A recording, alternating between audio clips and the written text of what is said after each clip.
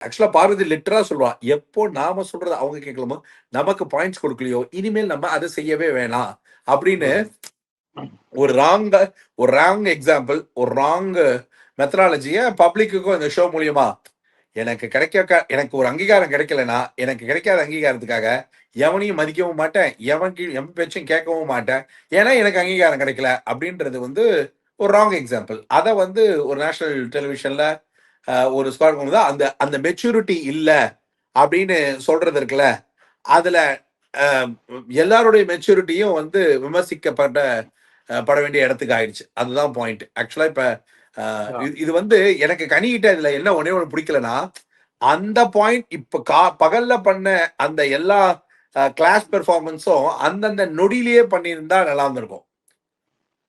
ஒரு நேரம் இல்ல ஒரு நேரம் கத்திரிக்காய்க்காக ஓகேன்றாங்க, அதுக்கப்புறம் கத்திரிக்காய்க்காக வேணான்றாங்க, அப்படி போக தேவையில்ல. கனி வந்து அந்த இடத்துலயே வந்து ஃபர்ஸ்டே ஸ்ட்ராங்கா வந்து முடியாதுன்னு சொல்லியிருந்திருக்கலாம்.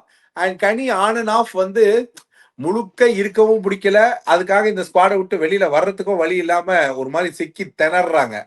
ஒன்னு இருந்தா இந்த டீம்ல இருந்தா முழுக்க வில்லனா தான் இருக்கணும், இல்ல வில்லன் இல்லைன்னு சொல்லி போறதுன்னு முடிவாகி போச்சுன்னா 100% எப்படி சொல்றது, அவங்களுக்கு அதாவது நாம பண்றது எண்ட் ஆஃப் த டே 2 விஷயத்துக்கு தான் யோசிக்கிறாங்க அவங்க. என்னன்னா, நாம இவங்க சொல்ற மாதிரி கேட்டா இருக்கலாம், இல்லைன்னா இருக்க முடியாதுன்னு. கனி வந்து இது வரைக்கும் அவங்க சொல்லி கேட்ட கூட்டத்தோடயே இருந்துட்டதுனால, முதல் தடவையா அவங்க சொல்றது கேட்காத கூட்டத்துக்குள்ள இருக்கிறதுனால அந்த அடாப்டபிலிட்டி இஷ்யூ ஒரு பக்கம். இன்னொரு பக்கம் எவன் சொல்றதையும் கேட்காத ஒரு 3 பேர் உள்ள இருக்காங்க. ஆனா யார் சொல்றதையும் கேட்கிற மாதிரியே நடிப்பாங்க. சாண்ட்ரா கோட் எடுத்து போடுங்க, போட முடியாது அப்படின்ட்டு, இல்ல நான் தான் பாடிட்டதுக்கு அப்புறம் போடுறேன்னு சொன்னேனே. அதுக்கப்புறம் சாண்ட்ரா நீங்க நான் தான் கேப்டன் இல்ல டம்மின்னு சொல்லிட்டாங்களே, அதனால போய் உட்காந்துனே அப்படின்னு மொக்க வாங்கி வாங்கி வாங்கி வாங்கி என்ன ஆகி போச்சு. ஒரு பாயிண்ட்டுக்கு அப்புறம் அவங்களுக்கு வந்து ட்ரீட்மெண்ட் என்ன அப்படின்றது பேட்டர்ன் டைப்பா கிளியர் ஆயிடுச்சு. அவங்களுக்கு செம்ம கோவம் வருது. விக்ரம் வந்து அந்த கார்னர் பாயிண்ட் எல்லாம் அடிக்கும் போதெல்லாம் பயங்கர கோவம். பட் இருந்தாலும் அவங்க வந்து அதை சட்டலா ஹேண்டில் பண்ற மெத்தடாலஜி தான் இங்க பாயிண்ட். ஆமா, வெளியே காமிக்காம மெயின்டைன் பண்ணாங்க. அதுல வியனா வாங்கின மொக்க வேர்ல்டு கிளாஸ் மொக்க.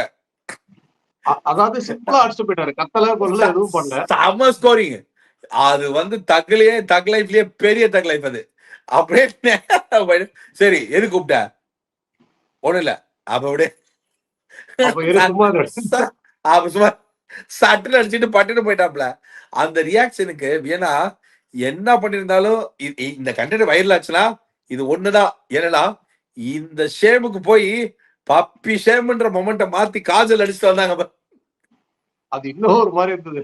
பட் ஓவராலா சொல்லுங்க சார். அவங்க வியனாக்கு கோவம் வந்தா என்ன ஆகும், அழுவாங்க, அப்புறம் அழுததை தொடப்பாங்க.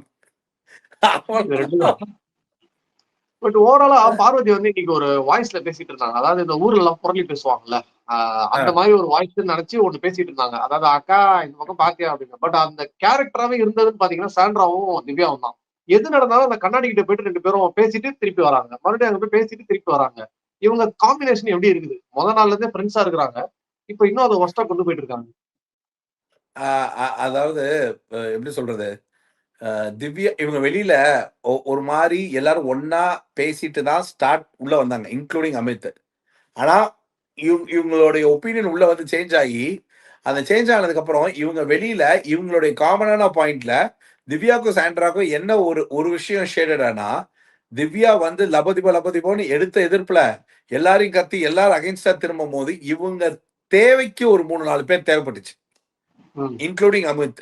சரியா? இல்லாட்டி இந்த கேங் சப்போர்ட் இல்லாம இண்டிவிஜுவல் கேம் ஆடுறேன்ட்டு இந்த டீமை மொத்தமா எதிர்த்தா தப்பா போயிடும்ட்டு தான் இவங்க ஆரம்பத்துல அந்த ஒரு பிளேயை வந்து ஸ்டார்ட் பண்ண ட்ரை பண்ணாங்க.